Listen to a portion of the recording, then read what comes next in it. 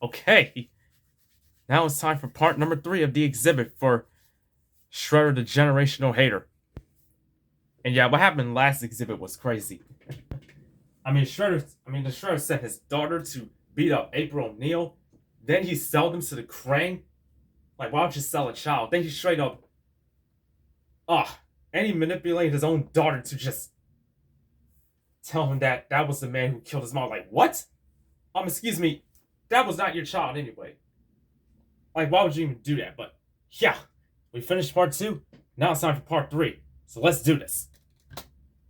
Exhibit C.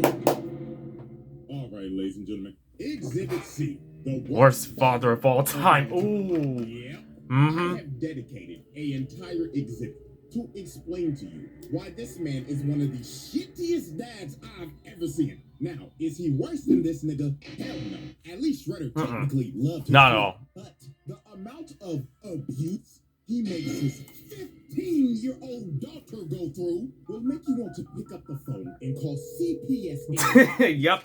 CPS calling. So let's start with example 1. That he trained his daughter to be an assassin and do dirty work for him. Of course, yes. Very well that Shredder does not tolerate failure.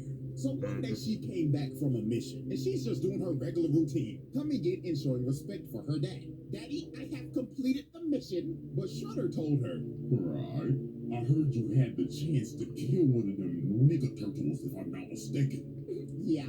So tell me, why the fuck their bodies are not in front of me right now? They escaped, duh. So they kept on arguing. And it got to a point where Karai decided to be a smartass. While he kept on yelling at her about how she let them escape, she yapped back at this nigga and told him, they escaped from you, didn't they? Oh, right back at you. Mm-hmm.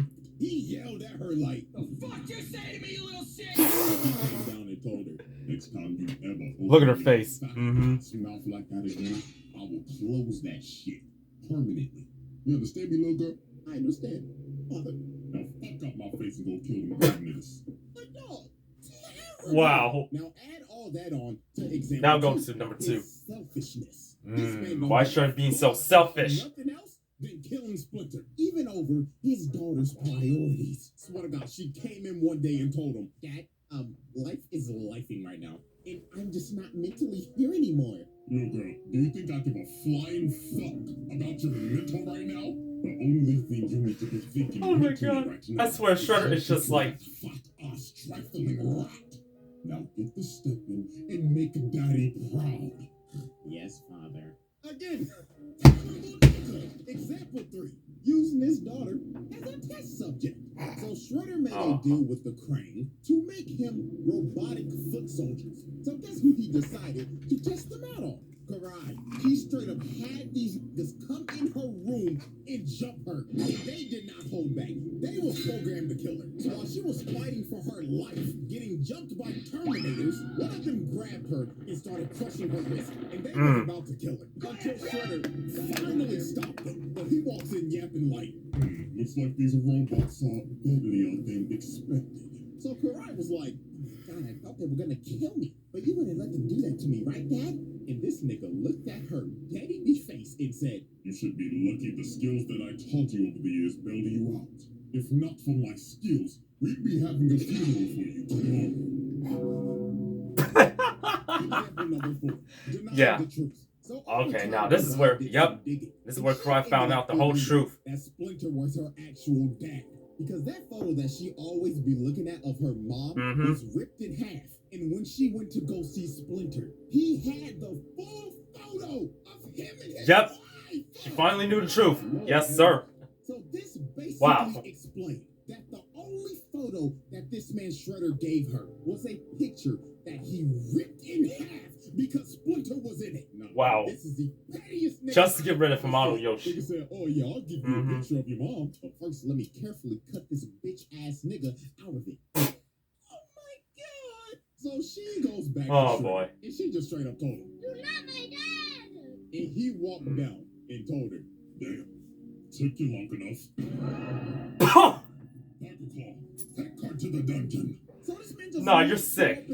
You're sick. That's all I gotta say. He came back and said, "Right, even though Splinter is your biological father, I am still your father at the end of the day because I simply couldn't let you be raised by that piece of shit rat. Hopefully one day you come to realize I did this for your own safety." Like, bro, this man is really trying to justify kidnapping her when she was a baby. This man is so in the head, it's insane. So time passed, and she ended up escaping. And she decided, I'm gonna sneak this man. So you're gonna find him now. Ahead of her. He had a whole decoy in his throne. But then he comes out the corner like, "Little girl, did you really think that you could sneak the nigga? That taught you how to sneak niggas in the first place?" But Karai was not trying to hear that lecture. She threw a smoke bomb and instantly dived in. But she was just hitting air the entire time. This nigga Shredder truly had ultra instinct. Moving, bobbing, weaving all over that. The sword. Then he tells her, "Foolish child, I taught you everything I know, little nigga, so I know your every move." So then he backhands her like my dad, and I said my first cuss word in front of him. Still to this day, I will never cuss in front of my parents.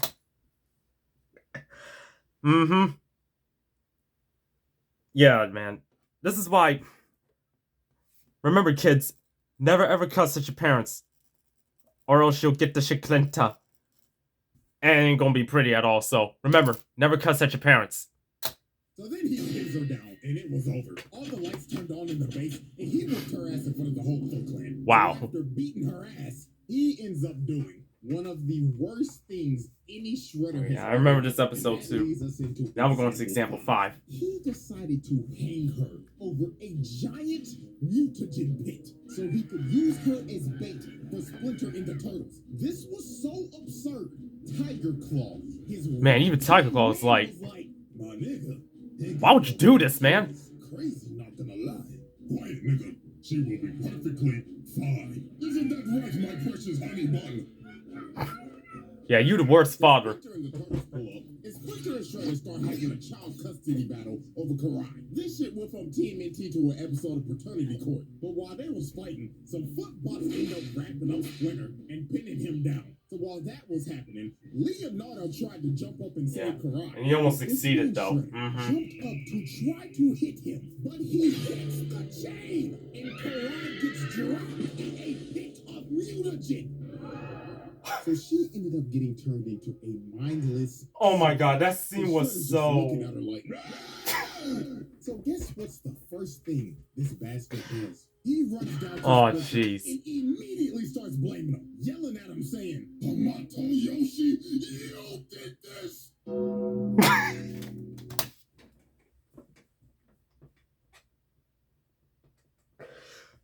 Oh my god, Shredder is so effed up in the head right now. Like, why would you blame him for that? Do you not notice you just cut the metal chain, causing her to fall into the pit of mutagen?